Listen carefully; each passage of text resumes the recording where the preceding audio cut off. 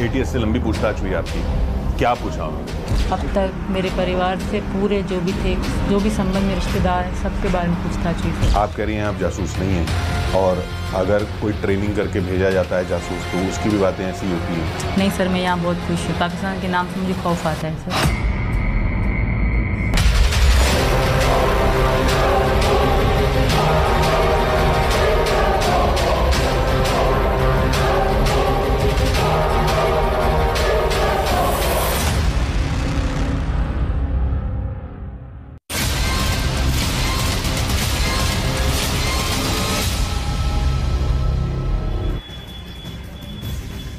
नमस्कार, मैं हूं प्रशांत चुरहे।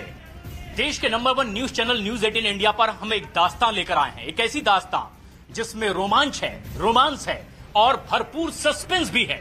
किरदार जिसमें 2 देश हैं, 2 परिवार हैं, 2 पति हैं, 4 बच्चे हैं और एक सीमा हैदर, जिसकी चर्चा आज ना सिर्फ भारत में बल्कि पाकिस्तान में भी हो रही है। देश और दुनिया में जिस नाम की चर्चा हो रही है, सीमा हैदर, इस वक्त यहां ग्रेटर नोएडा के इस गांव में वो इसी घर में हैं।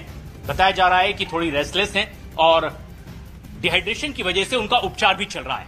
लेकिन सीमा हैदर को लेकर के कई बड़े सवाल भी हैं कि पाकिस्तान से आखिर वो यहां कैसे आई, किन इरादों से आई है। क्या वाकई सचिन के साथ प्रेम में वो भारत आई या फिर इसके पीछे की कहानी कुछ और है।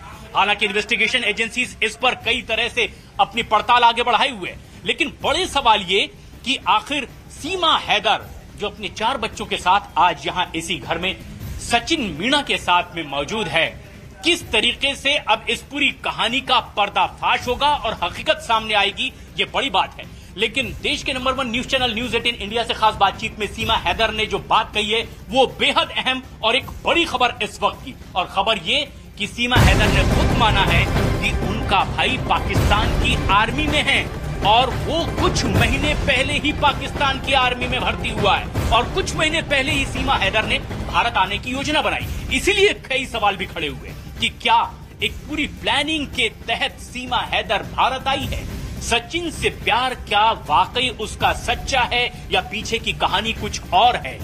ये बात जब न्यूज 18 इंडिया ने भी सीमा हैदर से पूछी तो कई और ऐसे बड़े सवाल खड़े हुए कि वाकई सीमा हैदर जो कह रही है उसमें कितनी सच्चाई है। क्योंकि जो बड़ी खबर वो ये कि सीमा हैदर का भाई पाकिस्तान की आर्मी में है, लेकिन अब सीमा का कहना है कि उसका कोई संपर्क नहीं है, कोई कांटेक्ट उसके पाकिस्तानी उस भाई से नहीं है।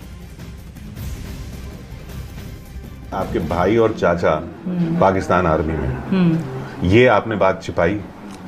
सर जहाँ मुझे बोलना था मैंने वहाँ सच ही बोला, ठीक है सर। और रही बात, चाचा मेरे पैदा होने से पहले थे और जो भैया हैं जब हमारी बात होती तब वो मजदूरी पे जाते थे, इनको भी पता है। वो 12वीं पढ़े थे कराची में, किसी के लिए कराची में क्या पूरे पाकिस्तान में ड्यूटी 6 लाख 12 लाख के अलावा सरकारी जॉब नहीं मिलती सर। एक ये फौज की ड्यूटी है जो कद और बॉडी के कारण सबको मिलती है। तो अभी 2022 के बिल्कुल एंड मेरे अब्बू की डेथ होने से 2 महीने पहले ही वो हुए थे, तो उससे मेरा कोई संबंध नहीं सर। मैं शादीशुदा थी, मैं अलग थी उन सबसे। मैं अगर कुंवारी होती उनके साथ रहती तो मुझे जोड़ा भी जाता, मानती हूँ, पर अब तो मैं शादीशुदा अलग थी। अभी देखिए सब ने आवाज़ उठाई, मेरी बहनों ने मेरे खिलाफ कोई आवाज़ नहीं उठाई। उन्होंने मुझसे बात करने, एक बार उन्होंने मीडिया में ये, क्योंकि हमारे यहाँ फोटो शक्ल नहीं दिखाते टीवी में, मेरी बहनें ना आई, यही वजह है। अब मैं आ गई हूँ, ये भी उन लोगों के लिए बड़ी बेइज्जती की कहा होगा। गाँव में भी थू थू होती होगी कि तुम्हारी बहन का ये चल रहा है। भी पूरे गांव में उन पे थू थू, मेरे मामा चाचा जो भी हैं, पहले तो उनसे मेरा इतना कोई है नहीं, फिर उनको हर कोई थू थू करता होगा कि तुम लोग की लड़की ऐसा कर रही हो, वहाँ बैठी है। तो मेरी बहन टीवी पे, उन्होंने मेरे लिए एक पैगाम भेजा कि सीमा को वापस आ जाए, पर खुद टीवी पे नहीं आई, खुद नहीं बोला उन्होंने। बस इतना पैगाम जो मीडिया वाले वहाँ गए उनको इतना पैगाम दिया, खुद सामने नहीं है, हमारे खानदान में सामने नहीं आते। कोई फोन नहीं आ रहा वहाँ से? नहीं सर, मैंने कभी कोशिश भी नहीं करी उनसे बात करने की। तो इस तरह से न्यूज 18 इंडिया से खास बातचीत में सीमा हैदर ने कई राज फाश किए हैं, लेकिन अभी इस वक्त उनकी तबीयत से जुड़ी हुई बेहद अहम खबर आ रही है। आनंद तिवारी हमारे सहयोगी इस वक्त हमसे सीधे जुड़ रहे हैं। आनंद, क्या ताजा अपडेट मिल पा रही है सीमा हैदर और सचिन से जुड़ी हुई? देखिए प्रशांत, एटीएस की पूछताछ तो पहले ही खत्म हो चुकी है दोनों से, लेकिन अभी तक क्लीन चिट नहीं दिया गया है। लेकिन ये जरूर है, यूपी पुलिस ने कहा है कि कोई जासूसी जैसा एंगल अब तक सामने नहीं आया है। अब 2 बातें हो जाती हैं कि अगर जासूसी जैसा एंगल सामने नहीं आया तो सीमा हैदर को क्या वापस पाकिस्तान भेजा जाएगा, उसे डिपोर्ट किया जाएगा या उससे भारत की नागरिकता दी जाएगी। इस पर फैसला यूपी सरकार को लेना है, भारत सरकार को लेना है, चूंकि एक पाकिस्तान मूल की महिला है। लेकिन आनंद, एक बड़ा सवाल भी है जो आप ये कह रहे हैं कि आखिर क्या भारत की नागरिकता सीमा को मिलेगी? क्या वो आगे भी लगातार यहां पर रहेगी या कानूनी पेचीदगी में कोई नए कदम भी उठाए जाएंगे? लेकिन एक सिरा इस कहानी का नेपाल से भी जुड़ता है, क्योंकि सचिन नेपाल पहुंचा था और पाकिस्तान से सीमा हैदर नेपाल पहुंची थी और वहां से दोनों ग्रेटर नोएडा आए थे। काठमांडू में इस वक्त नेपाल में हमारे सहयोगी दीपक बिष्ट मौजूद हैं। दीपक, जहां पर आपकी मौजूदगी है, सचिन और सीमा के वहां मिलने और वहां से भारत आने के पीछे अब तक की जो पड़ताल आपने नेपाल में पहुंचकर की है, क्या उससे साफ हो पाया है?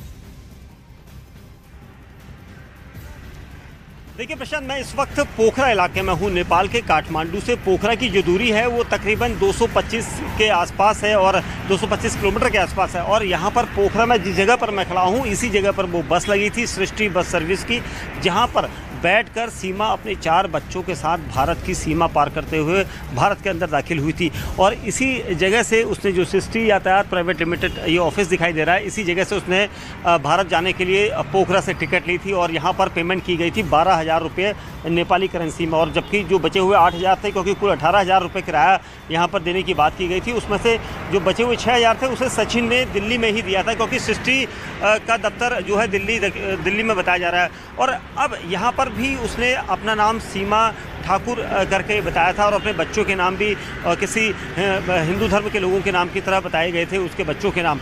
और यहाँ से वो 11 मई की रात को अपने बच्चों के साथ गई थी, क्योंकि काठमांडू से जब वो यहाँ पहुँची थी, यहाँ से आसपास जो ये पोखरा इलाके का जो होटल का एरिया है, ये आपको दिखाई दे रहा है, यहीं पर एक लोकल होटल में वो रात को रुकी थी। हालांकि उसको हम इन्वेस्टिगेट कर रहे हैं कि कौन होटल है जिस जगह पर वो रुकी थी।